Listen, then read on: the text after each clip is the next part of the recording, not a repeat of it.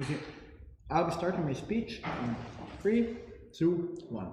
Panel, please note, commanders are aware of the stress that having strong relationship with your subordinates takes a huge toll on your mental health and it has a huge stress impact over you. But these people have learned how to deal with this kind of relationship that they have inside of the military. How did they manage to learn this? Basically, they had a long training in order to become commanders. That means they've done a number of drills, tasks inside of the military that kind of taught them how to operate, how to communicate with this individual. Secondly, they have strong psyche because of the nature of the job, because if you don't have a strong psyche, you're not likely to become a commander. You're likely to stay something down in the hierarchy of the military structure. Thirdly, you have access to therapy and counseling that's been provided to you by the government and all of these officials in order to kind of make you more sane, make you more adept to doing the job that is so important for the functioning of society. Fourthly, you have support structures coming from people inside of the military structure that are going to help you go through troubling relationship with your subordinates and these things. That is regardless of this approach. You need to notice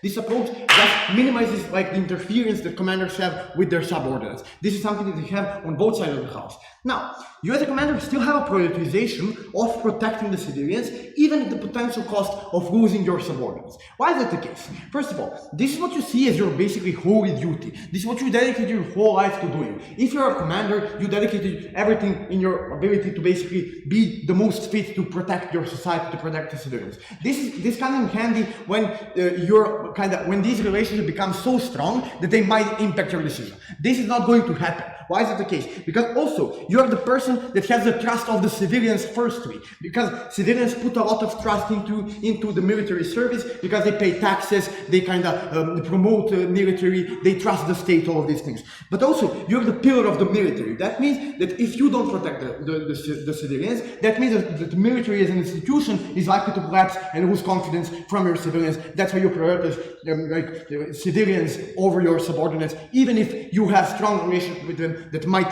opposition kind of argue that is going to impact your decisions.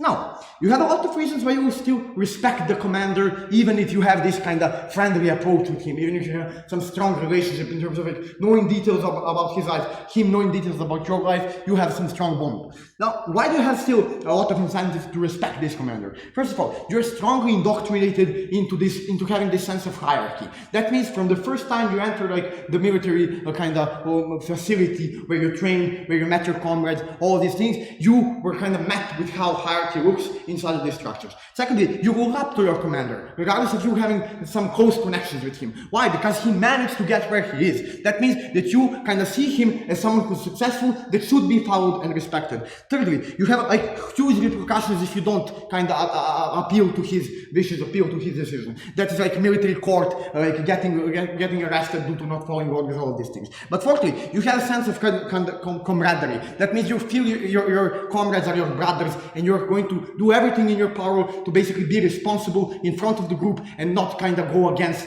the wishes of your commander. Now, why is this kind of approach that kind of bad in terms of reducing the morale of foot soldiers that are necessary in order to protect you from some invasion, in order to keep peace, all these things? That's basically the crux of my speech. Now, military is useful to the society in two instances, basically. To protect you from an invasion, or to invade other countries when geopolitical situation goes to shit. Now, this means in these instances, it's kind of necessary for you to have this type of a strong bond in order to boost your morale, because especially in an instance where you are defending your nation, you have a pressure on yourself because you're not going somewhere else. You're protecting your home and you're protecting your family. You're protecting everybody you know. You don't want your friends to get hurt. That kind of boosts your confidence in I have to stand strong here. But if you don't have trust in your commander due to not knowing who the person is, that is likely to affect your psyche in terms of making you more prone to doing bad things, to actually disrespecting him in this regard and causing more harm in the process. Before I go on to this analysis, I'll take closing. If you have anything, no? Closing, no? Opening? But what is specifically the difference between to have a really good, strong emotional connections with the soldiers and specifically with one commander? Yeah, the difference is because the soldiers don't kind of make decisions on your behalf. They don't force you to do something that you won't be willing to do. Commander has unique that power, and by having this power, he has a lot of coercive power over you. That means you're likely to listen to everything he says. Unlike your comrades telling you, oh no, don't go there, that's a bad thing. This person is kind of has this place inside of your head that makes you trust them in all these things. Now, moral deficiency in subordinates during battle, especially defensive battle, is true to what this approach holds. Basically, it's why this approach is so harmful. Why is that the case? Well, basically, you're feeling that you're just a piece of meat and a puppet. That is unique to when you have this approach. On the comparative, you wouldn't feel that way. Why is that the case? Because now you're just giving an order, not an explanation. Why? Because the comrade doesn't want to communicate with you in detail. He wants to keep things professional. Professional in military means this. You get a paper and it says, this is the location you need to hold. You need to hold this post. I don't care what the reason is, but you need to control it. That means that you feel like you're not you don't have any agency in terms of what you're likely to do, how you approach these things. Secondly, you have this different perspective on the ground than your commander. That means when you get this order, you're likely to question that order in terms of like, why is this person thinking this way when I feel these things are going on? Secondly, you resent the commander because you know where he is and where you are. You don't respect that person because you know nothing about him, except that he's stronger in the hierarchy, higher in the hierarchy. That means that, and this is something that goes beyond you. This is something that you feel like that is out of your reach. You subconsciously project some things onto that commander because you don't know how that person behaves. You don't know what he went through. You're likely to kind of plaster some kind of assumptions onto the commander, saying that he's corrupt possibly, or that he doesn't know what he's doing, because you have a dissociated image on the ground than he in the office. But also, you're questioning his decision-making ability, because you don't know where he's coming from. If you were to know where he's coming from, you're more likely to kind of accept this decision because you have more information to work with. People are informative beings. Basically, we work on information, and it's necessary for us to know if we're making a good choice or not. Fourthly, you're more likely to abandon your post when something goes south. Why is that the case? Because you feel that you don't have a connection with the person that's shaping your life, that's protecting your country like to the fullest, with the pillar. Impact is your willingness to fight decreases, and you as a foot soldier are feeling terrible about this. This is what comes from this approach. That's why we win this debate. Thank you.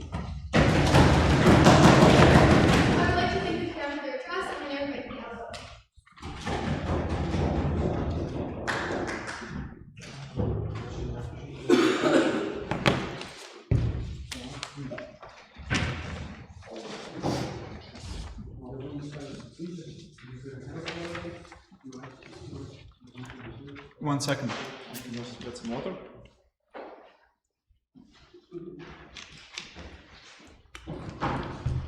Okay, I'm going to start in 3, 2, 1. Okay, panel. Look, the opposition is going to be very clear here. We have some standard arguments and they're the same.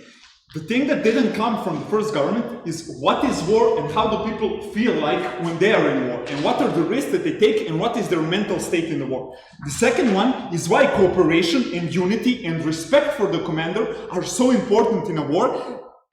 For an example, it is much more important now in modern wars than any war before. I will bring that point later, and why social connections are so important. So, on the first thing, what is war now? As they said, yes, you have some duty that you have to protect your family and everything. That's the case that the Prime Minister has said. But it's not just that. You feel a constant anxiety and fear of death. So, your commander isn't just someone that is protecting your families and maybe your home. He is the person that you have to put your trust into, that he will make you survive this war, and that you will survive his war because of his judgment and because he knows what he's doing.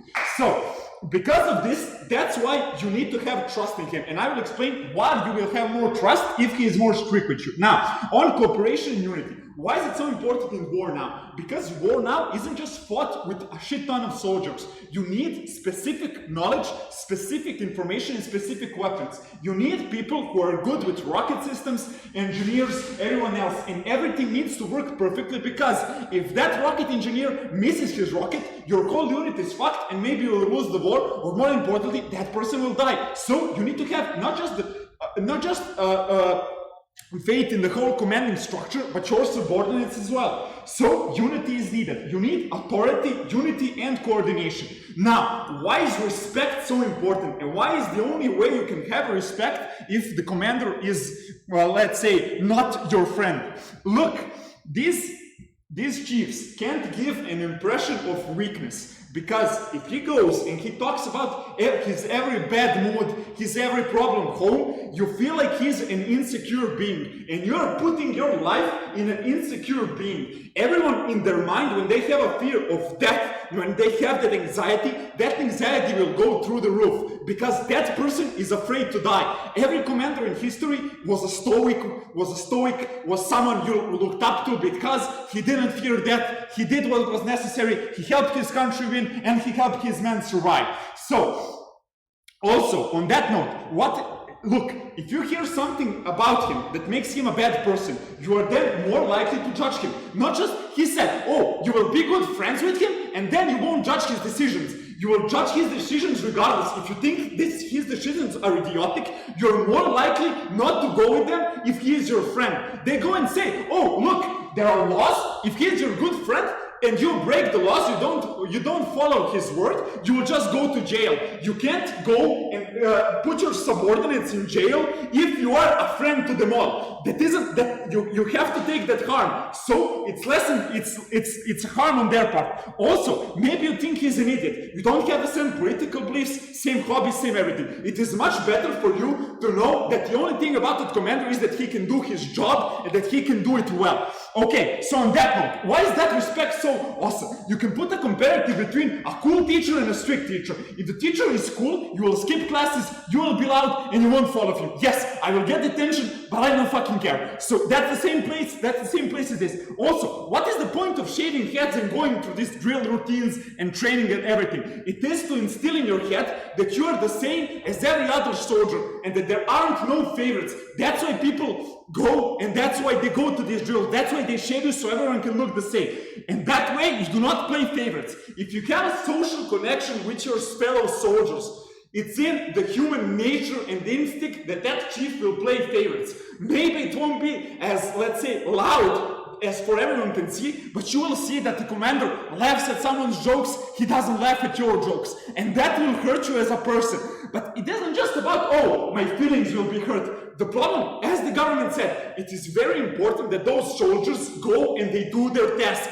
Because not only their lives, the lives of their other soldiers, their families, their home, their country are being invaded, and it's so important for them to trust each other. So, if you think that the chief isn't giving you a fair assignment, let's say you see that he laughs at someone's jokes or talks with someone more, and he gets a job that isn't as dangerous, you're more likely to think, oh fuck, he got me in the first lines, that idiot of my friend soldier is going back because he is good with the commander. I don't care if the enemy troops come, I'm running for the hills. I do not care. Why would I die? It isn't fair. We are all the same, he's playing favorites. And that's the harm that they have to accept. Now, look, why you need to have other soldiers' backs, and why this isn't only ruining the unity between commanders and their subordinates, but also soldiers on that level, is because, look, if you don't like someone, if you think that you are treated unfairly other than someone else,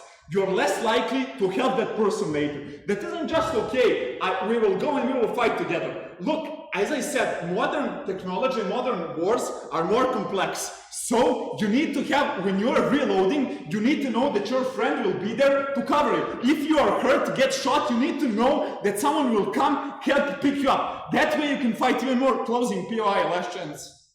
Yeah, sure. So if this is all true, why have hierarchical detached militaries all failed in the most recent invasions? See Russia, see the US. Oh my God! Look, that's a really basic example. I can tell you that the Soviet Union was the most hierarchical, and that they beat the Germans, the Nazis, and they had a very strict order not to go back. So that's just insane. Sorry. Okay. So now, look. Also, so as I already said, there is a practical incentive. I won't risk my life if he likes that soldier more. So that way, the soldiers' relationships gets worse. The tactical planning is worse, and you're more likely to lose the war or die. So that's when they're there to prove. So what are our impacts? Our impacts are the same. If your commander is so good with you, you will question his ability to lead. You will question his superiority. Just because he is your friend, you will feel more dashing and more bold to go and tell to him, I do not like your plan. And that is the worst case scenario that can happen in a military. That's why the boot camps teach you not to do that. Look, you will hate your subordinates. You won't be a united team. Also, you won't save your friends and you won't execute the orders on the way that you should, so you can save the lives of your subordinates and yourself. Thank you very much. Vote for the opposition.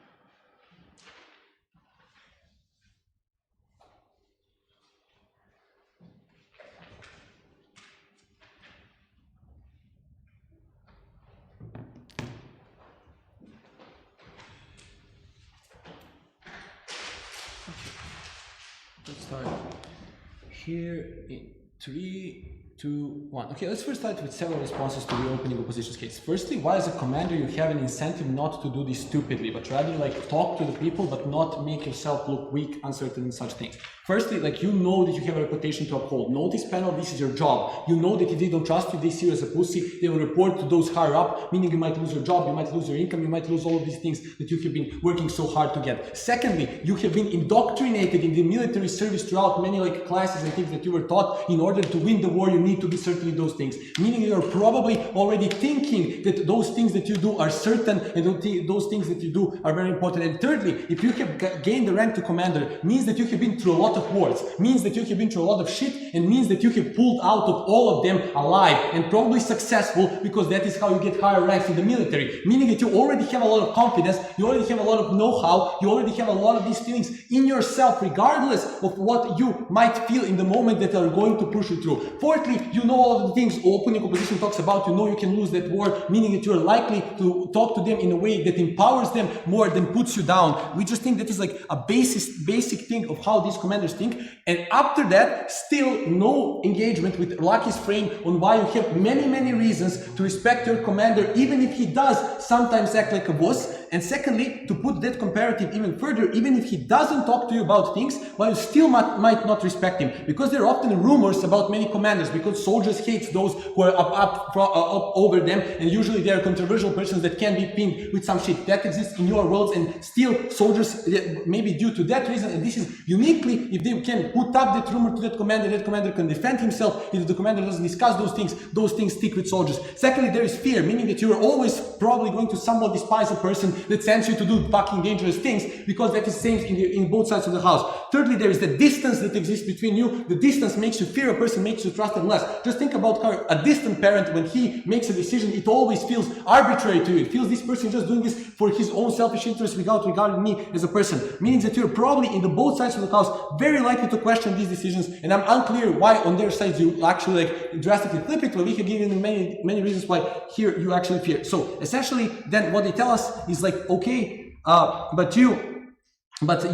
second, this is like largely mitigatory on their argument that you are now going to like disrespect, that the comparative in this debate is how much you disrespect your commanders in like normal times. And secondly, I will also wait off later why that is like not important. And also like let's just wait off right now. If you're a soldier, that all of these things don't influence you in the status quo, the military training, the other rumors, the way the commanders act, you will probably going to be like bad to that commander in both sides of the house. Because if all these things were not enough for you to be obedient, then just seeing your commander say one time that he has a different political belief, if he doesn't do that, any other thing that could have gone wrong in that war would have flipped you to do the different decisions. So I think that mostly a lot of that case is uncomparative. Finally, they say you feel like a commander prioritizes some people and gives them better feeling. Look, you're probably like generally feeling shit when somebody is treating better. Secondarily, commanders have a very large incentive to keep all their troops treated similarly because they know this influence that this can have on them, and they're very likely to keep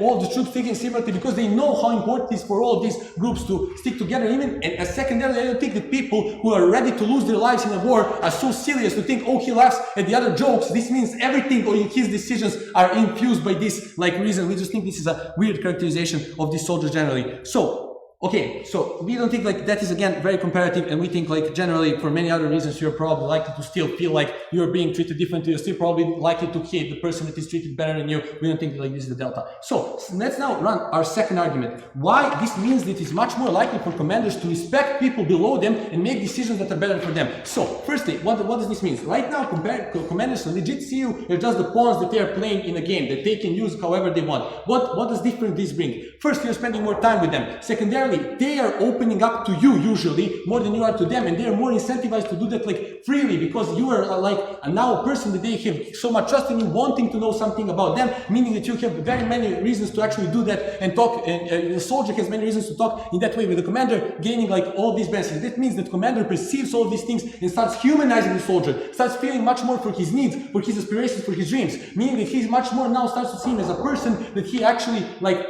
that he actually should care for and he ought to care for, and he's much more likely to treat him differently in some ways. What is the comparative? Like right now, you feel like you have an absolute authority over them. You feel like you have been taught that they are literally below you. Your commander has acted this way with you, so you think it's only normal to continue this military practice. This is something that when this culture shifts, new commanders are now influencing more new commanders that feel like, okay, now it's normal to be integrated with my soldiers. So that means that over the long term, this becomes a more widespread military practice, and this becomes true in all militaries. So if Sion wants to say that means your military is more pussy than the other military, other military is also more pussy, so it means less like generally risky missions and other shit. So what are like the impacts of this? Firstly, you're less likely to send them to do very risky missions because now you feel for them, you empathize with them, you feel like if they die trying to win over some territory, that is something that is probably no longer worthy to you. And secondarily, it's probably no longer worthy to the commander up from you because he has also been a commander down below and has also felt all of these things with his soldiers, meaning that he now generally devises a different war plan when the war is starting.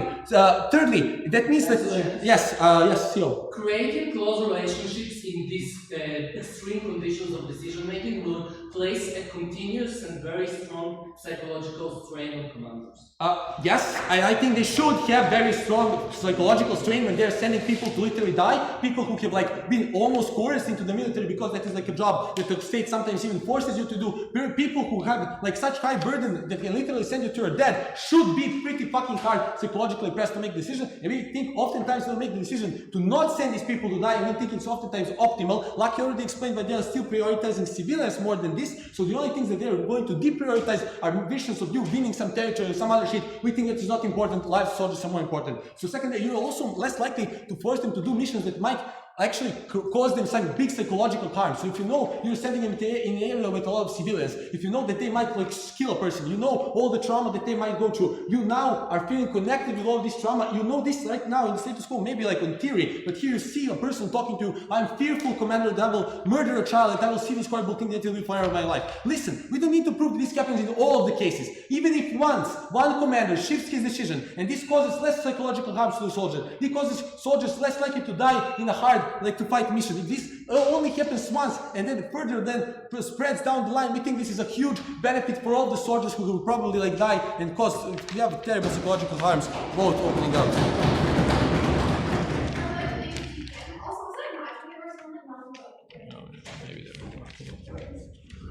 Also, if anyone else thinks something, please don't knock, because I might be distracting the speakers as if they okay, deal.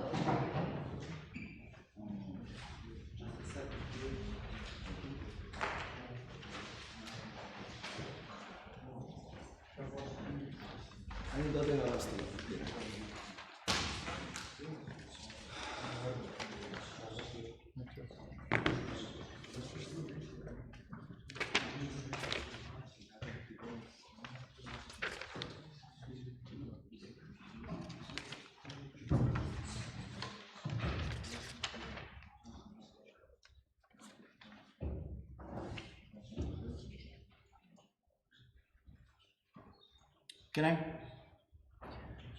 First, a long rebuttal on the OG about the stressfulness of journalists and how it is the stressful life of superiors and they must share it with emotional and that is good for them to share it. First, they can talk with the people in the same rank. These people are in similar position, they can share similar burdens, they can talk about specific operation because they are in the same position, so we don't think that they are so much harmed because they cannot talk with their subordinates because they have someone to talk in the army about their problems. And also they have their families, etc., even which their emotional connection. Also, about why they are not going, why their decisions are not going to be affected. First, the people are not so closely rational. That means that people have biases which they unconsciously can make some errors if you like some soldier more because you unconsciously will not put them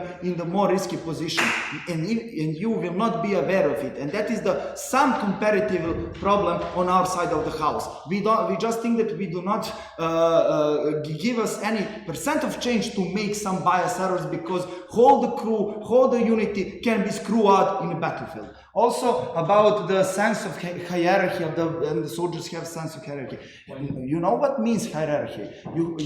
That means that you have the strong rules which applies to all of the soldiers.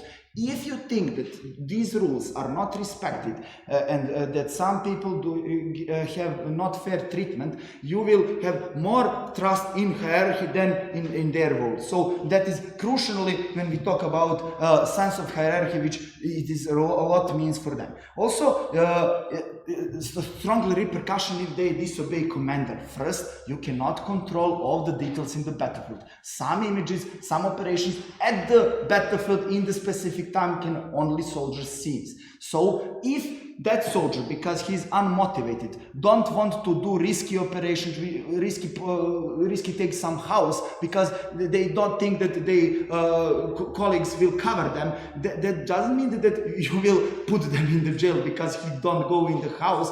He can say it was really dangerous, I was so outnumbered, so I really couldn't do it, and because of that he will not go to jail. But your mission will be sucked.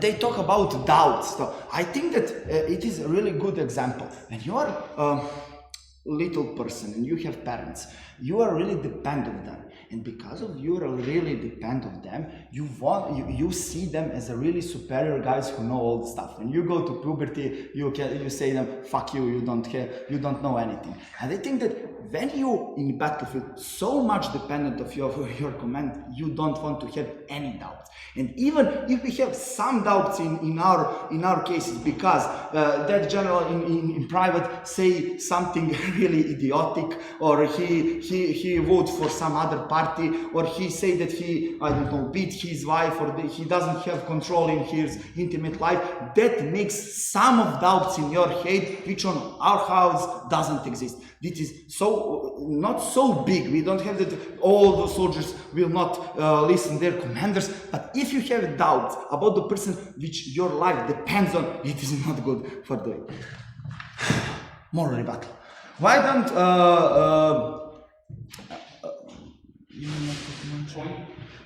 later. Okay, so if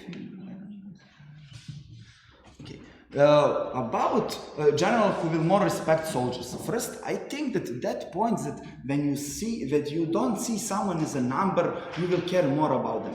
First, generals in army really care about numbers. Your promotion depends on how your mission was efficient. That means if you lose more guys, you will not be promoted. Even you lose someone in the battlefield, that means that you're not good general, that you're not capable, that this dishonest. In whole army, you have some strong sense of unity and competitiveness that you must fulfill if you want to be in that position. So they will care them even if they see him as the numbers.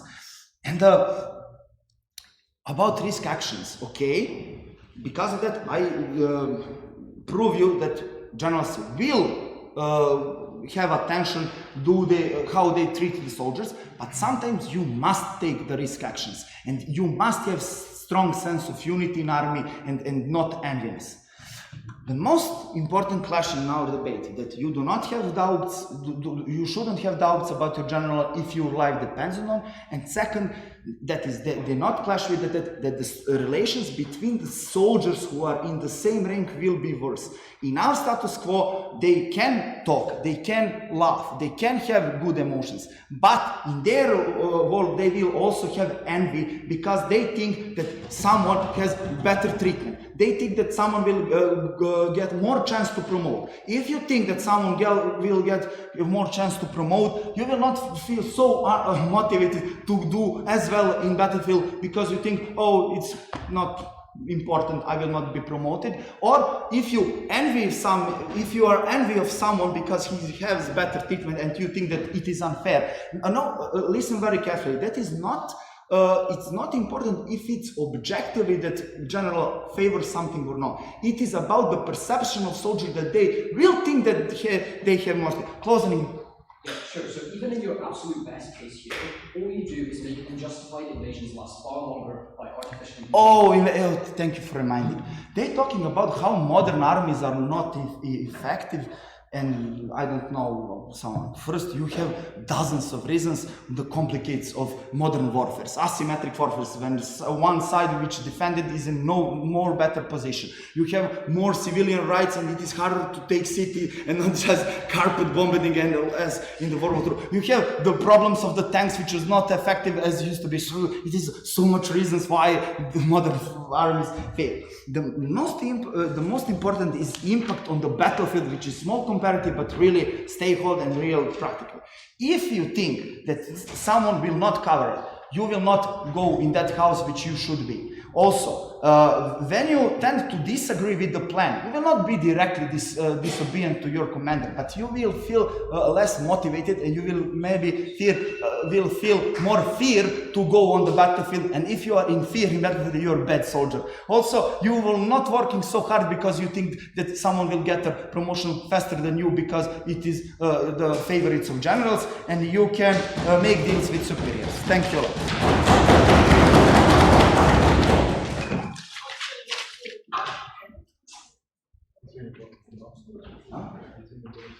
I would like to thank the dealers for your trust and everybody.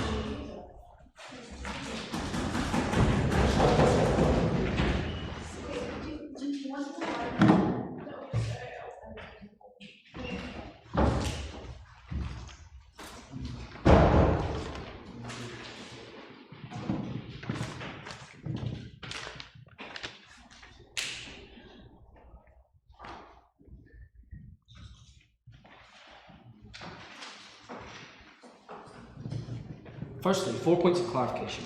Firstly, I think the ethics of this debate are probably uninfluenced by anything that passes under this motion. Why do I necessarily think this is the case? Because I don't think people commit war crimes or accidentally kill their soldiers or do something stupid because of their command structure in the first place. I think this is kind of obvious. Second thing to point out with the context of the debate, I think the efficacy is probably marginal within this debate. Why do I think this is true? Because as OO tells us, right, armies fail for many, many different reasons. That looks like the will to fight, the logistics of their army itself, which are not dependent on this motion as the first place. Third point of clarification, this is not an act for motion, right? What does this mean within the context of both the opening team's cases, right? Because it means the average informed voter, which we talk about and care about within the context of this debate, is not invested in things like military efficacy. They're probably not invested in whatever the military does, right? Because they're not involved in the military, because they're the average voter. Therefore, I don't think they really care necessarily about, all the marginal benefits the OO brings us to soldiers' morale or whatever. That is important. Right.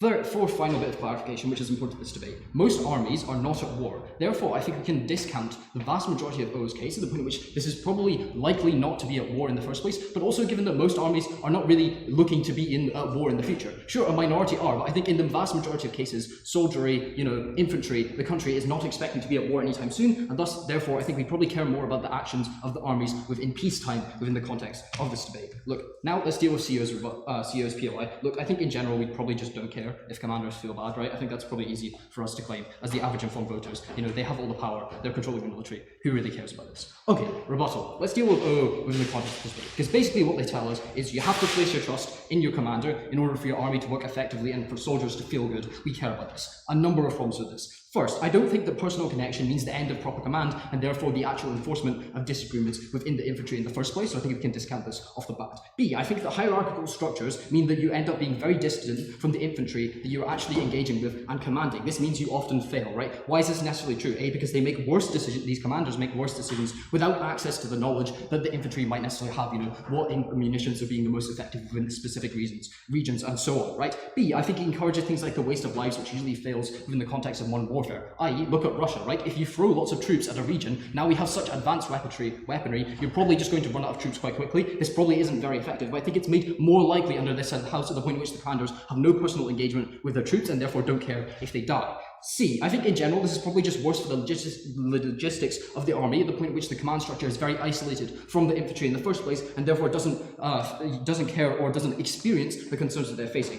For example, C for the fact that many militaries don't have basic level supplies. Commanders often decide to cut wages of the soldiery, which is very damaging to them in the first place. Right, fine, let's talk about asymmetric warfare, because I think it's really funny that as soon as the O say that my POI is insane, the example they immediately give us is the Soviet army. Sure, maybe that was true for the Soviet army in the 1940s, right? But I don't think that's necessarily true within the context of the current debate, because I think these very hierarchical command structures with no engagement with the soldiery are simply unable to deal with the threats in modern warfare, which looks like stochastic terrorism. It looks like engagements with multiple different enemies on multiple different fronts where the barrier between civilians and fighters is often very unclear. I don't think that's an effective command structure. Okay, next point of rebuttal. Firstly, I think we just, in general, I'm not entirely sure why we necessarily care about trust within commanders, right? Because often when you trust your commander, right, you're probably going to do some of the worst things that people do on the battlefield. I think it makes you more likely to do things like support war crimes, right? Because you think that your commander, is this figure of amazing aspiration that you should look up to. Look, I don't think as the average informed voter, we necessarily want to encourage that kind of thing, and I think that as a result, that falls out of the debate.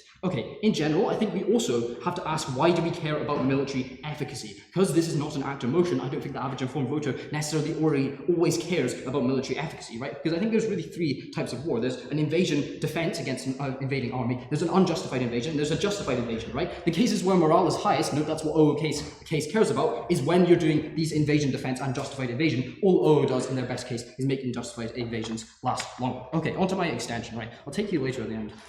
So, first point of extension, why we get better in military accountability internally, right? What do I think is the importance of this within the context of this debate, right? Because I think there's really three new bits of things that have happened within militaries within recently that means we should probably change this command structure. Firstly, we have things like the inclusion of women in many militaries, ends of bans on LGBT people engaging in militaries within the first place. This creates lots of new challenges that militaries have to adapt to. Secondly, I think in general there's a severe lack of accountability for abuses which occur within the military, both during wartime and without under the status quo. This absolutely needs to be resolved, both because it's wrong that these abuses occur in the first place, but also because it damages trust in our armies in this first place. Thirdly, I think militaries have a massive extremism issues, right? This generally damages the faith and trust of the public within the military, but it also provides an active danger to the military's civilians, right? Probably a greater danger. Most people would say, oh, I'm probably more in danger of, say, a terrorist attacking me who got these weapons from within the military themselves than they are necessarily from an external war, right? No, I think in general, military plus ethical decisions at the end of this debate are now a wash, right? Let's deal with the framing for this, right? I think when you are able to actually engage on a personal level, you have more personal engagement with these soldiers in the first place, but I also think it looks like a less hierarchical military with more things like NCOs, right? And ultimately, I think the counterfactual is you as a commander are now forming relationships with your subordinates. No, I think another point of framing is it's very difficult to speak out against the military hierarchy under the status quo.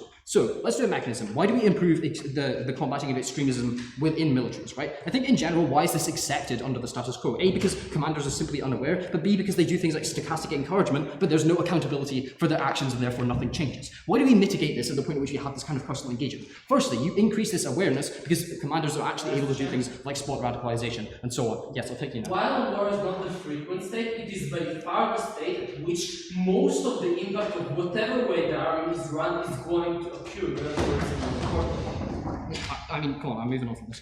Sure, okay, so, why do we necessarily mitigate this further? I think we're also able to pin things like stochastic encouragement on the broader military command. That looks like when someone in Germany, who is a neo-Nazi terrorist, steals, munitions from the area, we're able to actively point to a commander and say, you had this close personal relationship with this person, you should have spotted this, why did you not prevent this? The military has a severe problem with extremism. Okay, now let's talk about the next mechanism. PTSD, support networks, and so on. Why do I think it's better when you have this personal engagement? A, I think commanders are more able to do things like organize support for soldiers. Note, I think PTSD is probably the biggest impact on soldiers within the context of the debate. So if we want to buy both openings, framings, and say that we care about soldiers, this is probably the best thing that we can actually do for them. B, I think in general, just everyone feels better at the point at which the commander is engaging with you on a personal level. You're able to access some sort of benefit by being friends with them. C, I think in general, commanders are probably more likely to shield their own soldiers from the absolute worst effects of war. Note that I think it also makes them less likely to do things like send them out to engage in what is probably likely to be horrific crimes in the first place. D, I think in general there's probably more public support for the military at the point at which they see this as more humanized, right? I also think this ends up combating abuse at the point at which people are more likely to witness this abuse, more likely to take action, and that civilians in society are more likely to actually scrutinize the military at the point at which they see that there's engagement with command structures. Look, for all those reasons, please vote.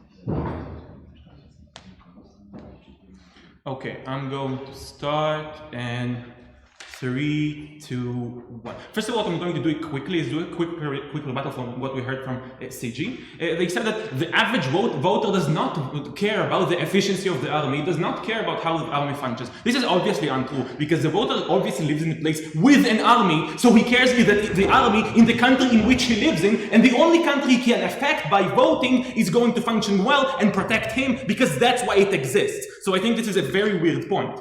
Okay, so after doing that, let's move to the main point I'm going to present to you today, and it is that if we're not having a situation of a distance between the commander and his soldiers, we're creating a situation in which commanders will make decisions that are affected by their feelings and are not good for the efficiency of the army. So so first of all, let's see how the relationship between the soldiers and the commanders looks in the status quo, in the situation in which, not in the status quo, but in what a government suggests. So without distance, what it looks like is we have more friendly relationships between the commander and the soldiers. They are friendly, they are friends, they are probably going to drink together, they're probably laughing together, they have jokes, they're probably knowing about each other, they probably know the families of each other, they probably met the families of each other, because probably after being soldiers and in holidays, they probably go to know each other because they are friends. They're probably going to the family to visit each other.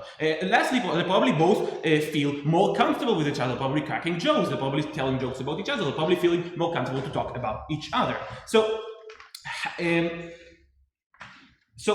before I move on, I want to deal with the strawman we got from OG that try to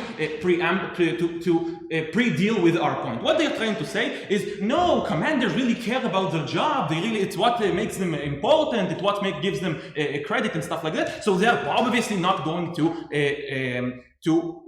get their feelings involved in this. So this is untrue for a few reasons. First of all, most people are not rational. Most people are not acting completely rational. Their feelings are affecting them. It's a thing we know from a lot of places. We know it from politicians. Politicians usually, we know corruption exists. We know situations in which politicians give their friends jobs, not like give a little leniency or change their decision a bit. We know of situations in which it is illegal actions are committed because we're friends with each other. We know that judges are not allowed to judge people they know or their friends because we know that this might psychologically affect their decision making. So this is just a strawman that is not effective. What we are trying to say is that people are much more ambivalent than what we are seeing from a government. People well, yes, they care about the army, they care about succeeding, they care about their job, but they're also affected by psychological things. They're also affected by knowing people. They're also affected by being friends with people. And this happens in a few ways. First of all, the commander himself is affected. He's more hesitant to send his friends to die because he knows they're friends. He knows them. He knows their families. He met probably the mother that is going to cry to him after if his friend is going to die. And he doesn't want his friend to die. This is quite obvious. This is quite an obvious psychological effect that happens on everyone. Even if they don't want it to affect them, it probably will in their subconscious. They're more likely to be lenient in giving them small things. Like if they need to give them a holiday to go visit something, instead of having them in the army, they're probably going to give it to them because it's their friends. They want them to feel good. They want them to be happy. It's also going to affect the soldiers themselves, because if a soldier is a friend of the commander, he'll feel more comfortable to ask him things. He'll feel more comfortable to go with him with things that he usually wouldn't ask him. In a usual situation, he would know that his commander would not really agree to that. But on the other hand, when it's his friend, he will probably go and ask it because he knows it's his friend and he trusts him to be more lenient with him, to be friendly towards him. It's also going to affect the commanders when they're sending people. They're going to be hesitant in sending people to war. But on the other hand, after I've already sent my friends to war and they died there, I'm probably going to be extremely vengeful. I'm going to want to kill the people who killed my close friend, who killed the people I cared about. So I'm going to be extremely vengeful. And notice how this goes exactly against the point that we heard from OG. OG tried to tell us, no, they're going to really care before sending her friends to war. They're going to be really hesitant. So yeah, at first they are going to be hesitant in sending their friends to war, which is bad, because they might take this decision when they're not supposed to take this decision. But on the other hand, after their friends already died in war, they're not going to be hesitant. On the other hand, they're going to be extremely vengeful, and they're going to try to cause more war, more harm, more violence in order to avenge their fallen friends. So obviously this changes by what we're proposing. Obviously we will not have friendly relationships with people. They probably won't know the families of the people around them. They probably don't have like crack jokes together and stuff like that. So before I move to the impacts, please POI from opening. But this vengeance doesn't work by your own analysis. There isn't only one commander. If one commander loses his friends and no other commanders don't lose them. Okay, thank you. I understand. First of all, in situation of war, it's very likely that a lot of commanders are going to lose their friends. That is first. And secondly, even small commanders that are not like big commanders and not affect everything, they still have a lot of fiat in deciding how the mission is going to be made. How we are going to, for instance, if we take captives, how do we treat them? What specific buildings we enter? What are the things we're going to do when we are in the field? So these commanders also have a lot of effect on the way the war is going, and on the way we treat the other side. So they still are going to be affected. And notice how it works by our analysis, because I already explained. So yes, before they are going to be more lenient, before they are going to be more hesitant to sending and being violent. But after the friends die, notice this is two different situations. After the friends are going to die, then they are going to be much more vengeful and much more accepting of violence. So what are the effects of this? What are the how this is going to affect? First of all, the army itself is going to be less efficient, because our commanders are going to do things because of their friendly feelings instead of doing things because they want the army to succeed. Even if it's not on a big scale, even if it's a small thing, it still can affect really huge battles which are decided on small margins. Like a very small hesitation in the time we send people there is or the amount of people we send can cause a lot of damage.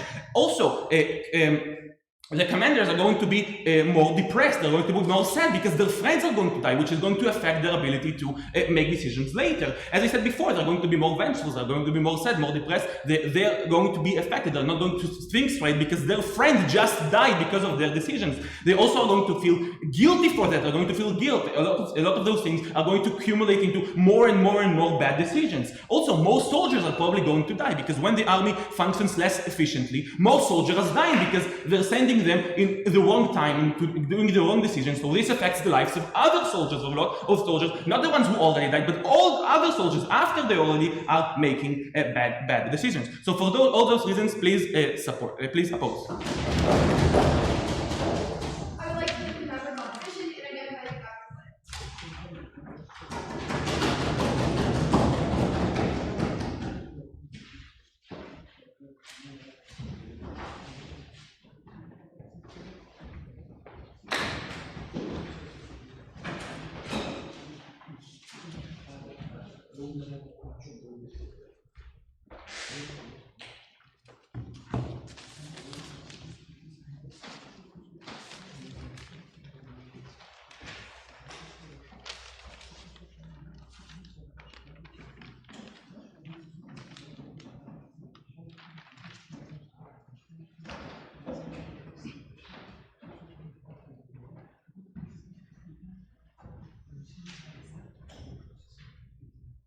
There's three things that are uniquely symmetric in this debate. Firstly, whether soldiers go rogue. I don't think this happens dependent on the type of perception that they have with the people around them. This is because soldiers are taught things like prioritizing their fellow soldiers. They're taught things like respecting military strategy. They're taught things like having the best trust and perception of their commander. It is unlikely whether the feelings towards their commanders are actively going to hinder their perception, meaning that they have other factors that are going to keep them in check and keep them working for the military. They probably care about things like preserving their lives and having a livelihood and income, so it's unlikely they're going to go rogue on either side of the house. The second thing that is symmetric is the respect of the soldiers for their commanders. Uniquely, this doesn't change on either side either, because on either side, soldiers still respect commanders on the basis of things like respecting the commander's achievement, respecting their authority, but also respecting their ability to command an army in the times of a massive crisis. So that isn't going to change dependent on the type of relationship that's fostered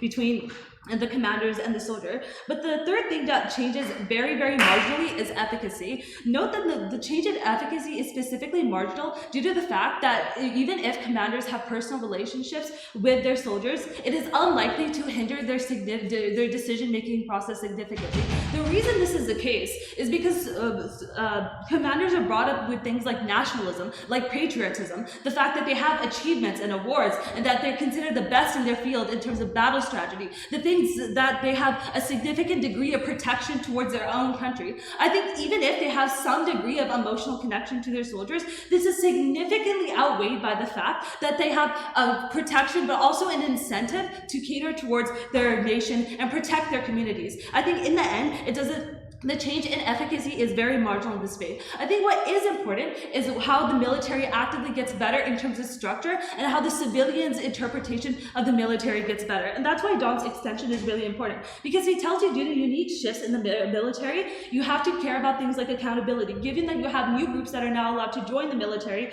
you have limited grievance mechanisms and zero accountability mechanisms, and you fight with things like extremism. The problem in the status quo is that there's barriers to resolving these issues in the first instance, as Doms tells you, insofar as you're treated like a statistic, insofar as things like abuse are normalized, insofar as the commanders are usually the pale, male, and stale, and they're unproximate to the issues that, for example, women might be facing in the military.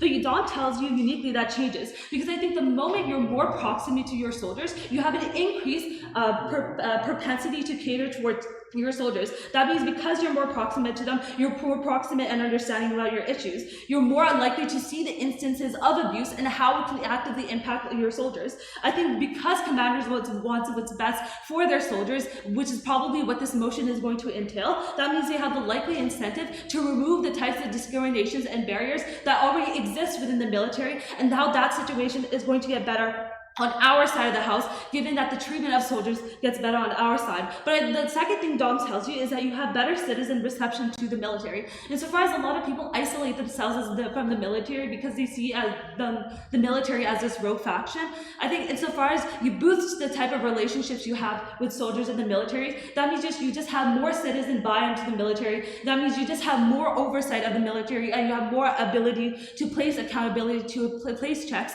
and you have more control over their circumstances. I think Dom wins this debate because he's able to prove to you that it's not about the big, massive impacts of this debate, like whether or not we're going to win a war, because that presumably isn't going to change. But what is going to change is how soldiers are treated in the military and how life in the military actively gets better for these people. I'm gonna go COOG. Let's talk about CO's extension now, thank you. They tell you about how you create psychological stress on commanders because they don't want to see soldiers die and then they're going to be vengeful. A couple of responses. Firstly, I've already proven to you that commanders have bigger decision-making factors. I think it is unlikely that their friendship with a soldier is going to significantly impact the outcome of their decision-making factor, right? I think they're probably going to prioritize things like protection, nationalism, and other ideologies that they've grown up with. I think the op bench had to show you why this emotional connection would necessarily be a tipping point. Second, I think that being cautious is uniquely a good thing. Like, to the extent at which you're scared of expending more lives, that's probably a good thing because you're likely to consider other strategies and more likely to think things through.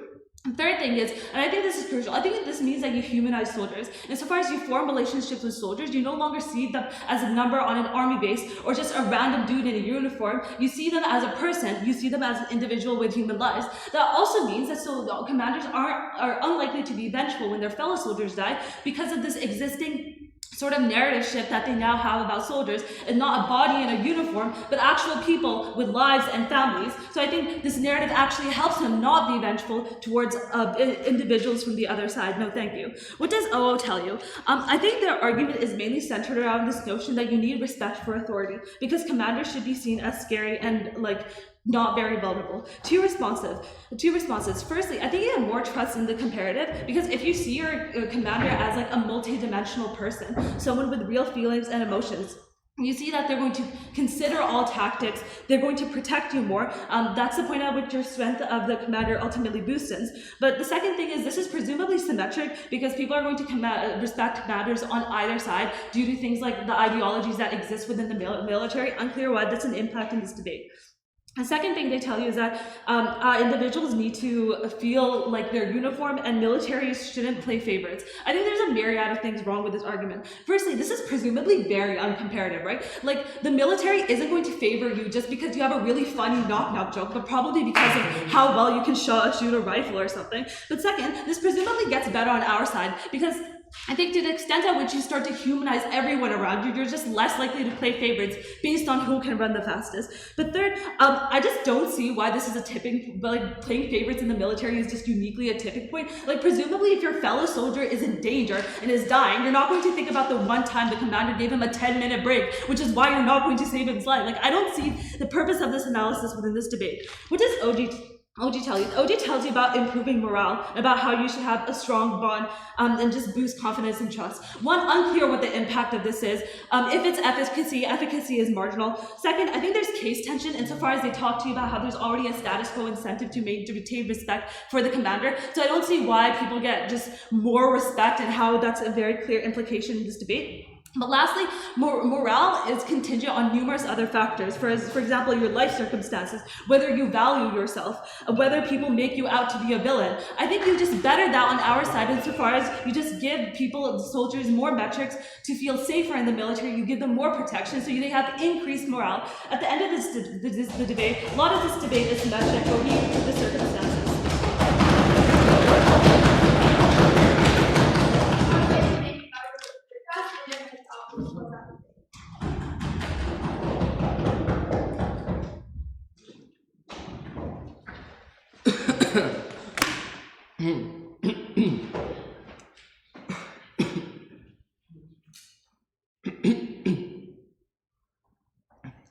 Alright, I'll start my speech in 1, 2, and 3.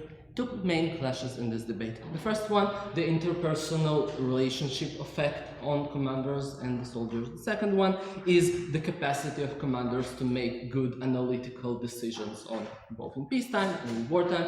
I'm going to explain to you how we win on both those clashes. Before that, let's just address some of the things that THO said. First of all, note that this got no response whatsoever, but that militaries at the end exist to make impact in the time of war. Sure, most of the time there is no war, but when there isn't war, militaries are for the most part just money-sucking machines that don't really do much that is useful to you. And the most of impact that happens for militaries is when they actually protect you and do stuff that you are funding them to do, and that's the reason you actually choose to fund them and not just disband them and choose to incur all of those costs. So people do want their militaries to mainly be able to do that. Note further that most militaries nowadays are not conscripted militaries, which means that everybody who doesn't like the way the military treats them or any problem problems they have, can in most militaries just leave. Note further that I don't even know how the motion changes what they talk, because soldiers are able to talk in both worlds. If they are being abused, they are able to complain in both worlds. In both worlds, civilians are actually caring about their soldiers being treated decently. I don't understand why once the commanders are with commanding distance, it's all of a sudden nobody knows what goes on in the army. There is nobody knows anything. Soldiers are muted for some reason, even in democratic countries where they have right to complain and stuff like that. Basically, I don't know why anything changes of what CO tells you. So let's go into the clashes. The first clash, interpersonal relationships between commanders. What happened in the first half over this clash? So we think that on the one side, the claim that there is that OO claimed that there is structure in the military and stuff like that that will make the relationships respectful and honorable and not destroy the commanding structure or not damage it in any significant way. I think OG disagreed with that and said, oh, but now when they're friendly, the commanding structure is going to be compromised significantly. I think what we do on this clash is actually, since I think that in the best case, like in the best case, it was undecided to our side whether the command structure is actually significantly damaged from that. What we think we do is that we accept the OO premise on their strong side. We say, yeah, probably there are enough structure in the army that is going to lead to the fact that that command structure generally is going to function okay. It's not going to be like disrespectful soldiers, and there's not going to be commanders who are favoriting someone in very particular way. We accept all of those things. What we say to you is we talk about the psychological repercussions that might occur as a result of that. Psychological repercussions that may occur even if the overall structure is good. And there, what we actually explain to you is specifically what moves me into my next clash, how the psychological impacts on those commanders and soldiers are going to lead to the fact that those commanders are unable to make important decisions fast enough, analytically enough, rationally enough, and that leads to damages. I want to be very clear what are the impacts of the analysis that my first speaker told you and how does it look like in real life. So let's just talk about a few cases of how does this analytical imperfection look in real life. It could look like being hesitant to send soldiers for attack. The OO tell you, oh, but it's good because we don't want soldiers to die. But that's not a complex view of warfare. Sometimes the enemy is ready to make an attack. You don't get to cancel terrorism and you don't get to cancel governments with bad incentives on your side. The fact that some commanders are hesitant doesn't mean that there aren't people who have an entirely different ideological framework which says that dying for the cause is actually a good thing, so I'm not going to care if my friend do it because that's a good thing to do. You don't get to cancel bad things in the world happening on your side. So it means that when that in warfare sometimes the enemy is ready for an attack and ready to do serious damage either to my soldiers or by infiltrating me and maybe blowing up in the rear and causing a lot of damage. And it means that attacking is actually going to be the correct action to minimize damage. But I'm going to be significantly more hesitant to do it because that involves active action of myself that puts in danger people who I deeply care about. While on the other side, I'm not to blame, and the people who might get hurt are not necessarily the people who I know and see the direct impacts on if that happens. It also looks like in peacetime, there might the intelligence officer who might be able to decipher the very important piece of information that can lead to preventing a terrorist attack that goes only off in a day might be not available because he was sent away on some mediocre importance personal event he could have foregone. It looks like the 2 minutes of extra deliberation while a terrorist attack goes on and there are captives because deliberative sending by soldiers is worth it. 2 minutes in the meanwhile of which people, civilians that did nothing wrong may die sometimes in the dozens. I will take first house. Okay, but so you will not attack when you're attacked by terrorists who might kill those parents, who might kill the country and so, but you will start a war because you want to do a vengeance that is like the Polish You will maybe start a war if you believe that the damage that might be caused from not starting the war to your country and to both countries is so great that you should start the war to minimize the damage that might happen, meaning that the preemptive attack is actually going to shorten the war and going to make you be able to minimize the damage to our society, which we think is overall a quite good thing. Finally, what other impact that we do bring to you that is more significant than everything that was said thus far in the debate is that it might turn people into more aggressive once you made the mistakes that we are talking about. How does that look like? It looks like you were too cautious on a couple of occasions. You made mistakes that led to death of people who were close to you. You blame yourself for those deaths. You think you are responsible for these things happening. That means that in the future you are going to hold yourself to a very aggressive standard of I'm not going to let these sort of things happen ever again. I'm going to hit the enemy and hit them as hard as I possibly can in order to make things work. And it means that you are going to be actually more aggressive and wars are going to be worse for everybody. Please do support.